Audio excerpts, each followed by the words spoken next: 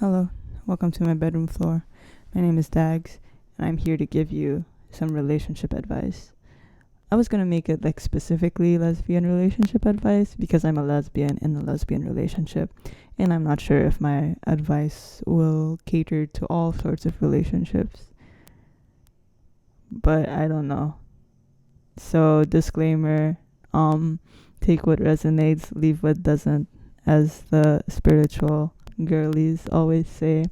Take what resonates, leave what doesn't. If my advice cannot be applied to your specific relationship or your specific circumstances, then it's not for you.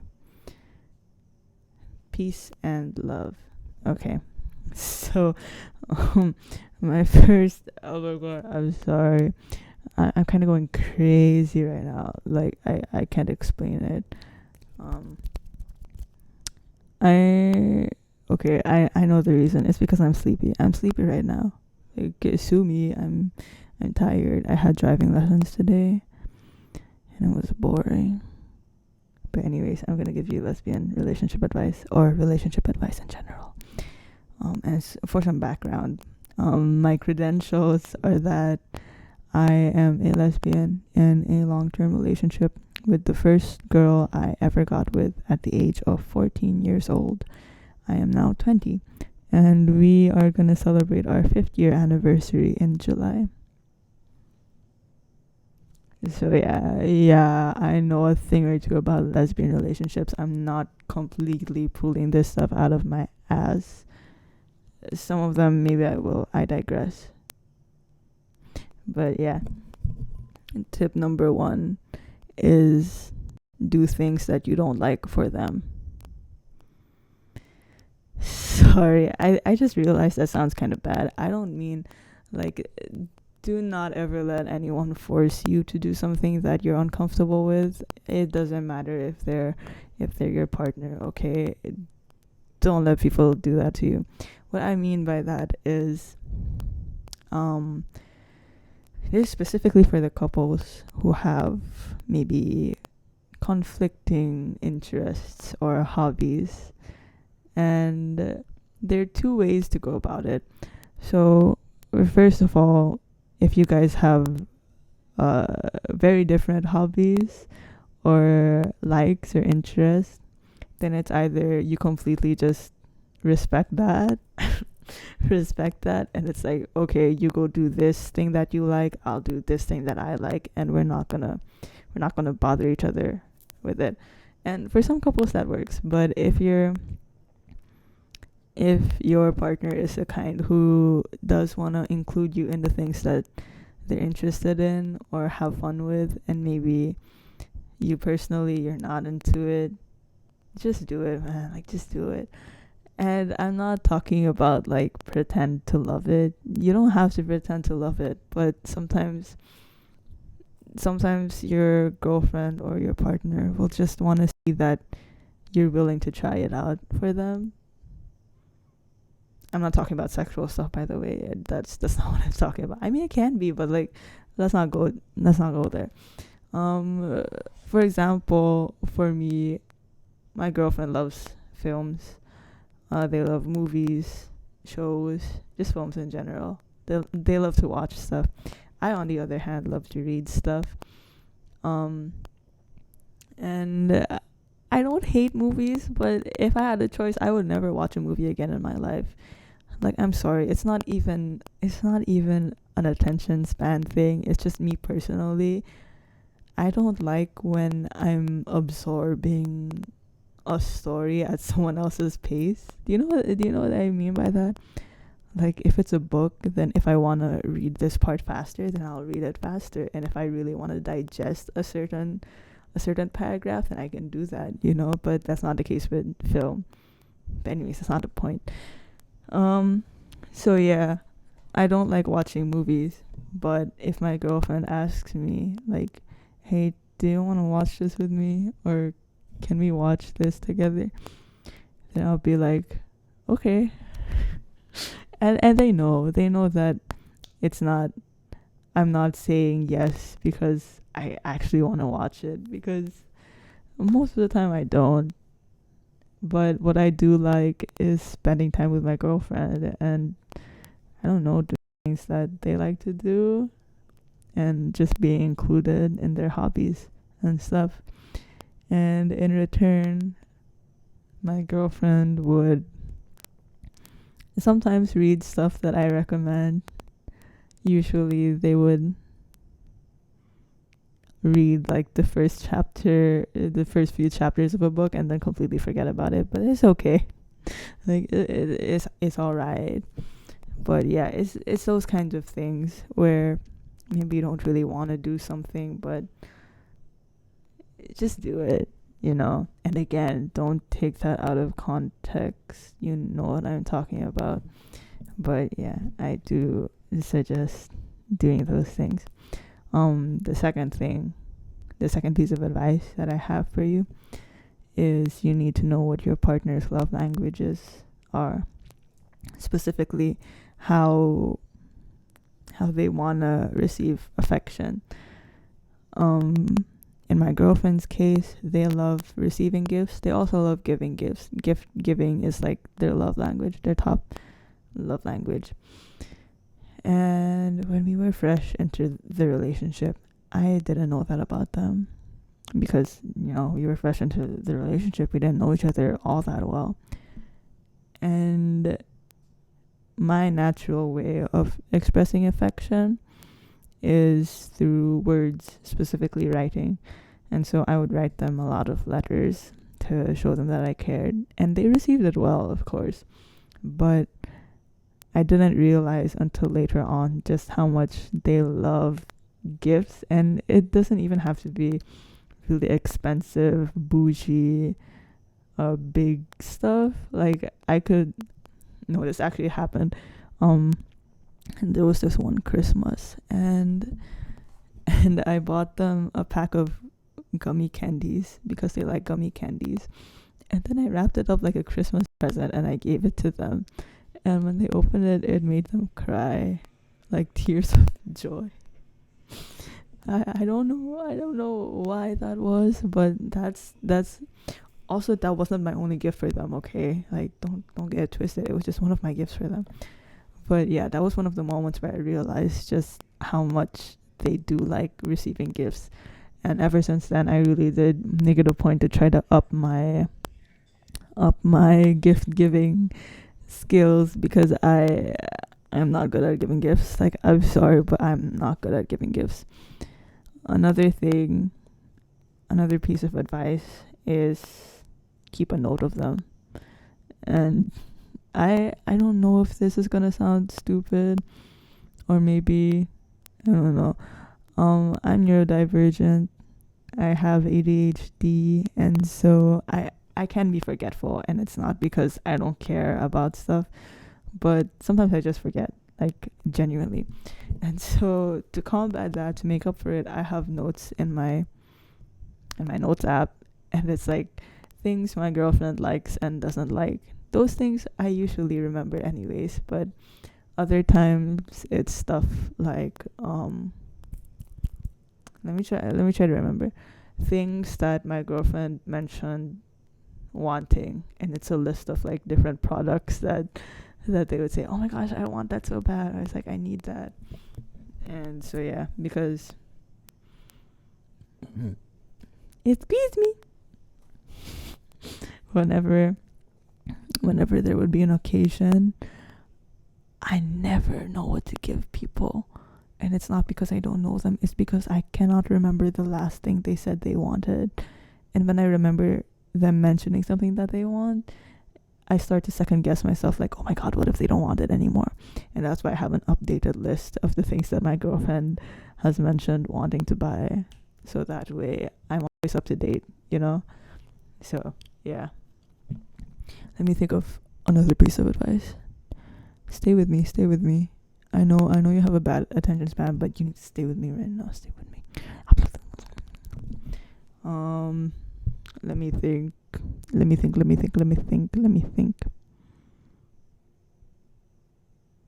Stay with me. Okay. This is gonna sound stupid again. I'm sorry if like this whole video is just full of like useless pieces of advice. I'm really sorry, but this is what helps me in my relationship. So yeah, um, keep asking each other questions. Like, never stop trying to get inside each other. Never. Hello. I'm sorry. I'm really sleepy, but like my mind is still awake, but like my body is really sleepy, so my body can't keep up with my thoughts.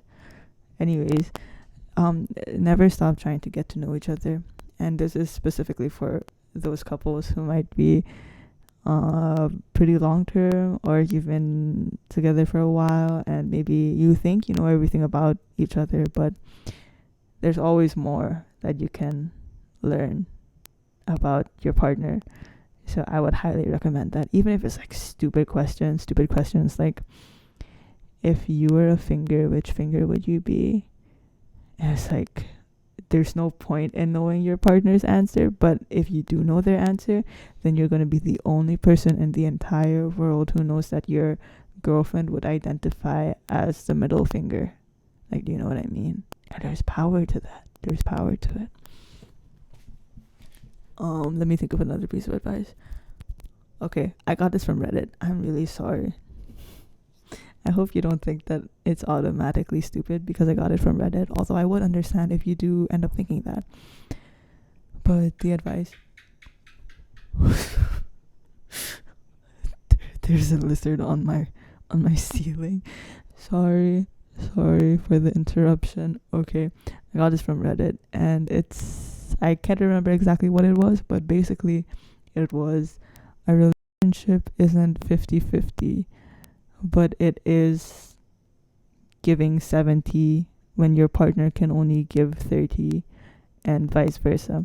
And that's very true. You guys will never love each other at the same level, like every single day. And I'm not saying that on some days your partner will absolutely hate you. I'd hope that's not the case. But what I mean is that maybe on some days you or your partner might not feel like being super affectionate or being super caring, or maybe even being really functional as a human being, especially if you have some mental health stuff going on. There will be days where you or your partner just can't really do anything, and on those days you should be able to count on your partner to make up for that and not hold it against you, especially if it's not something that you're doing on purpose. Like, for example, if you're living together and you have shared chores, but one day your partner is sick and they can't take out the trash like they normally do, then you're going to take out the trash for them, and you're not going to hold that over their head, It's, yeah, general rule of thumb, for me at least, is to be as selfless and generous as possible when it comes to your partner, or just the people that you love in general. Like, giving in to the inconveniences. And I think I mentioned this. It's kind of similar to exposing yourself to your partner's hobbies or interests, even if they don't really resonate with you, but you're doing it for their sake. Another example is, for me, I don't like shopping, and I really don't like the mall. Like, I really hate it there. I really, really hate the mall. It makes me feel sick. But my girlfriend, they're not like a shopaholic or anything, but when we would be at the mall together, they would always want to check out different stores, and I'm the girlfriend who's like, can we just go home? But when at least most of the time, as much as I can, I would say yes to browsing stores full of stuff that I don't really care about all that much, like makeup stores and whatnot. But I don't know, I do it for my girlfriend, and And it doesn't make me feel bad. It doesn't make me feel like I'm always doing this stuff for you, because I know that they would do the same for me. Like when I would drag them into bookstores or places that might be kind of boring to them. I don't know. It might seem like a small thing, but I've seen I've seen people share their stories on TikTok, and apparently that's not a common thing for people to do for their partners, which I find strange personally. But yeah, this is I don't know if this advice can be considered controversial. I guess people might disagree with me for this. Oh. Although I will say that um I'm preaching mainly to the lesbians, or the wallowa as the kids call it nowadays. Your girlfriend should be your best friend. And okay, um don't get mad at me for saying that. I'm not saying that you can't have a best friend aside from your partner. That's not what I'm saying. But what I'm saying is that if you have a partner, if you have a girlfriend, then they can't just be your partner. They can't just be your girlfriend. They also have to be your friend, man. Like, maybe this is common sense to some people, to a lot of people. But I've also seen a lot of couples where it's obvious that they just see each other as their significant other. And it's like, if you guys weren't dating, would you even be friends? Like, would you get along as friends if you weren't romantic partners? Because if the answer is no, then maybe you shouldn't be romantic partners at all. And I can safely say that that's not the case for me and my girlfriend, because they're definitely my best friend. And I'm a very introverted person. I value my solitude. Solitude. Solitude. How do you pronounce that? As in, it doesn't matter who you are, I would always rather be alone. And I don't mean that in like a cringy, emo, antisocial way. Like, that's just how I am. That's just how I am. I'm sorry. But when it comes to my girlfriend, like, I swear to God, they're the only exception. They're the only exception. They're the only person who I would willingly choose to spend time with over spending time alone. Do you get what I mean? And it's because I like them as a person. I like them as a friend. I like them as a best friend, you know? And I feel like if I only saw my girlfriend as my romantic partner, then they wouldn't be an exception like that. But because I like them so much, regardless of what our relationship with each other is, I still choose to spend time with them over being alone, which says a lot. So yeah, let me try to give you one more piece of advice, because I'm eepy. Sorry if that was cringy to say. I mean, I'm sleepy. I'm sleepy. Please stay with me. Don't click away, don't click away, don't click away, don't click away, don't click away, don't click away, don't click away, don't click away, don't click away, don't click away, don't click away, please, don't click away, please.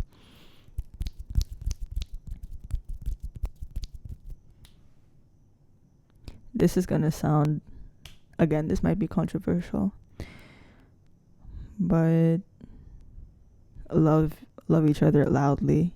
And that sounds kind of cheesy. That sounds kind of corny. I'm sorry.